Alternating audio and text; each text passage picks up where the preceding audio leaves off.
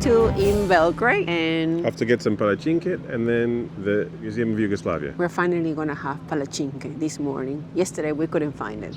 Okay, and what we're going to see at the Museum of Yugoslavia? Let's see about the history of Yugoslavia, Tito. That's where Tito was buried. Yes, apparently Tito's buried there as well. Okay, so from our hotel, it's about 50-minute walk, but we're going to catch a taxi to go all the way there because we don't want to walk to the we're a bit tired.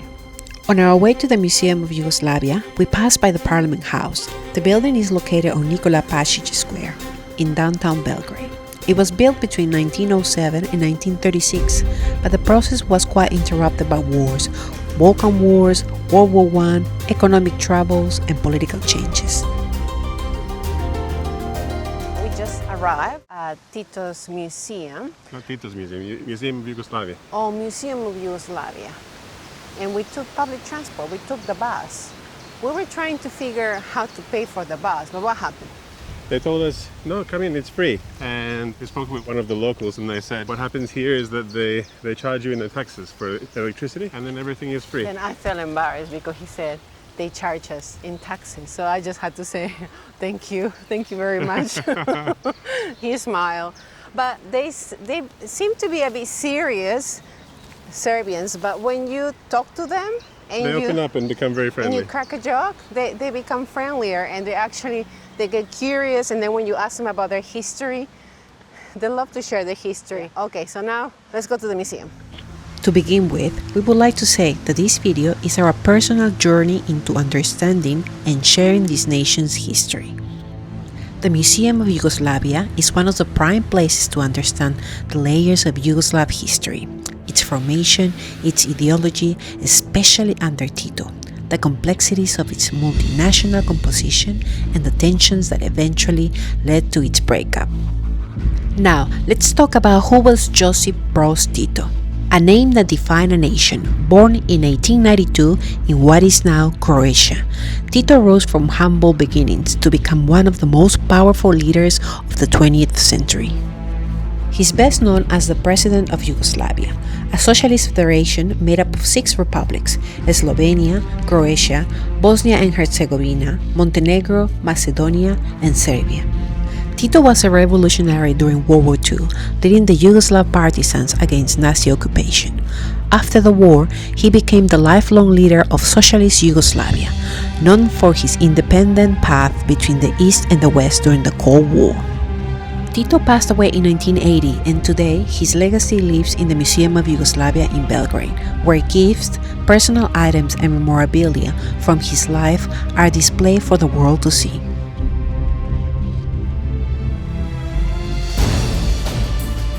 Yugoslavia, a country that doesn't exist anymore, but shaped the life of millions in the Balkans. So how did it come to be? It all starts at the end of World War I.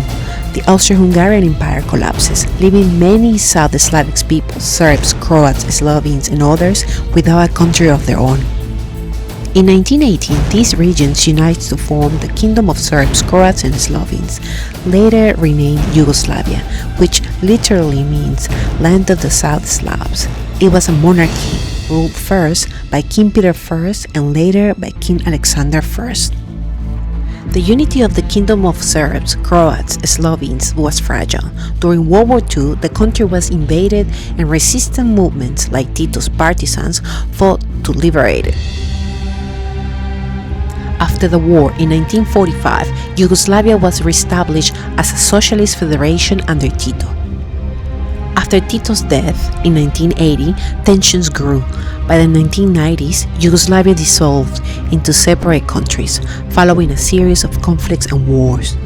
He was buried in Belgrade inside the House of Flowers, now part of the Museum of Yugoslavia. Years later, in 2013, his wife Jovanka Broz was buried beside him. Every year on May 4th, the exact time of Tito's death, 3:05 p.m., the country will stop.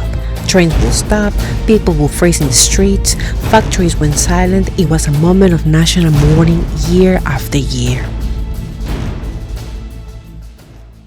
Okay, Tati, so here we are. We just finished tour of the Museum of Yugoslavia. What did you think? The first part, the first museum, a small museum, it was very interesting because it had a display of the gifts that Tito received from around the world. There is one even from Queen Elizabeth. Then also his belongings, his uniforms. And I took a long time there actually. It was very interesting. The second part... The second was more like a mausoleum type thing where Tito is buried, his wife. Like a memorial to him, and letters from children from school who would send it to Tito, photographs and portraits of people mourning Tito. That was quite interesting. Then the third part was various new exhibitions regarding Yugoslavia. But the first one especially was very interesting and took me back to my childhood visiting Yugoslavia with my mum when I was 5 and 7. It had that very strong feel of how it was back then. Now it's very different, but that was quite interesting. And I never experienced Yugoslavia in terms of communism, but the little that I knew as a child, I loved it. So it took me back to that and it made me happy. But at the same time, I know that there are mixed feelings about Yugoslavia and what communism meant for people and their lives, but at the same time, a lot of people love Tito as well.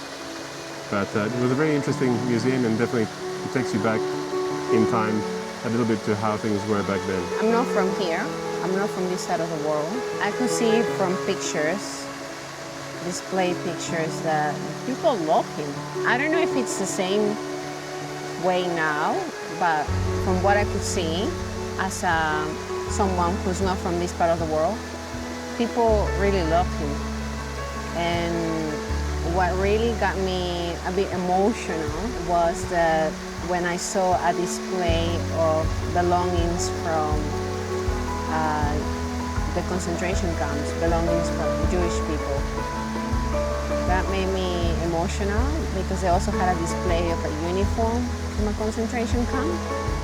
And it made me think about, wow, this could be someone's uniforms from someone who probably died, or probably someone who escaped or managed to pass through all that time and still be alive. I don't know, it made me emotional. Another thing that I saw, and it actually was able to link it to you, was the drawings. The children's drawings, but their drawings are not like any typical children's drawings. It was like people shooting and having like a war, and that touched me. It made me think about how those children were raised and in what period of time they were raised. Yes, that because, they focus, or their drawings were about war. Yeah, I guess the last part of the museum where it had those drawings as well was part of the civil war that we had, so the separation of Yugoslavia. So it would have been very difficult and for a lot of people, especially in the war-torn regions. But it makes me think about people now who live under communism and how their lives are at the moment. I don't know if it's good, I don't know if it's bad.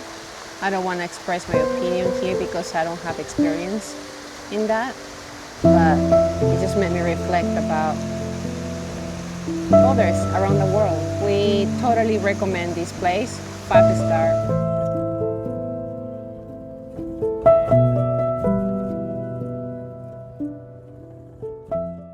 We just got to this hospital. Next up on our road trip adventure, joined us as we explore the heart of Hungary.